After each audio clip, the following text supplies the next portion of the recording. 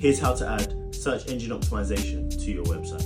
First of all, on your WordPress website, navigate to your dashboard and click on plugins. We're going to add a new plugin called Yoast SEO. Once you found it, you're going to install it and activate the plugin.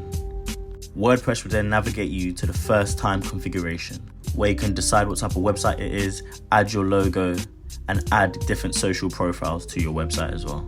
Once that's done, you're going to navigate to settings. There's quite a lot of things on here, but I'm just going to show you the most important stuff. You're going to navigate to site basics and pick what type of title separator you want. As you can see, different websites choose to have different styles. Then you're going to add your site image and make sure to save your changes. The next step is to go to site connections, and we're going to integrate Google to your website. Once you click this Google search link, it will take you to Google Search Console. You're going to need a Google account for this, and you're going to click add property, then select URL prefix as the property type. Then you're going to copy and paste your URL prefix and click continue. Then we're going to use the HTML tag verification method. You're going to copy the HTML tag and paste it back in the Yoast SEO Google connection and make sure to save your changes. Then you're going to click verify, and Google's going to verify that the property is yours. Then, still on Google Search Console, we're going to add your sitemap to Google.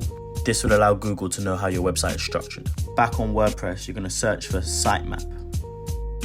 Once you find it, you're going to click the link and it's going to open your XML sitemap. You're then going to copy the end part of the URL and paste that back into Google Search Console. Then once you refresh, your website sitemap is officially connected to Google. Now we're going to optimize the content on your website.